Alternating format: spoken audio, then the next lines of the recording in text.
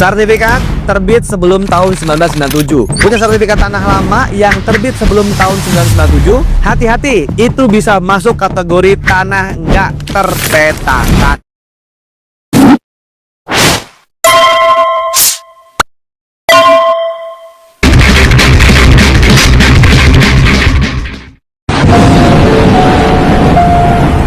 Bisa dirampas negara kalau nggak dijadikan sertifikat elektronik. Ini seriusan?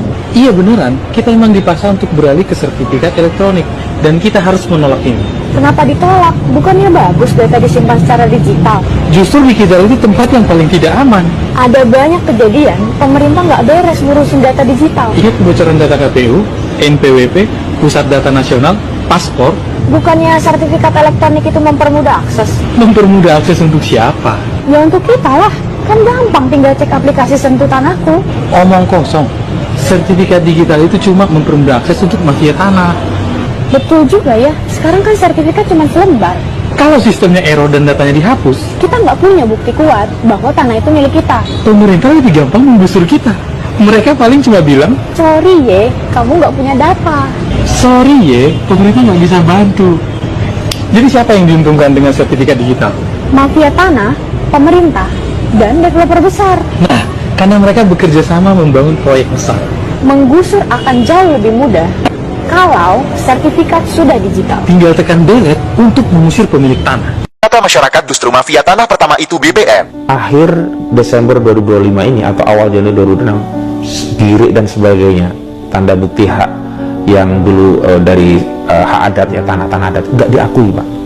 Jadi orang kalau mau merampas tanah nggak perlu lagi berkelahi dengan masyarakat, cukup main sama BPN. Dan ketika sudah jadi produk BPN, dia mau gugat, nggak diakui sebagai bukti kepemilikan.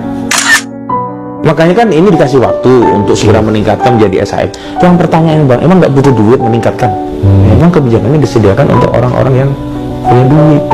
Punya duit bisa ngurus, bisa mengakses. Dan itu dimanfaatkan oleh oknum-oknum yang ada di BPN ya. Saya kalau sebut oknum itu kan kalau 1-2 Bang. Kalau yang saya temui, saya lihat itu petanya kan hampir semua. Oke.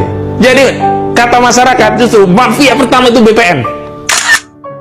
Sertifikat terbit sebelum tahun 1997. Punya sertifikat tanah lama yang terbit sebelum tahun 1997, hati-hati, itu bisa masuk kategori tanah nggak terpetakan. Sertifikat tanah yang terbit sebelum tahun 1997 belum otomatis masuk ke peta kadastral BPN, alias belum dicatat secara digital. Artinya tanah kamu rawan sengketa dan bisa tumpang tindih dengan tanah orang lain.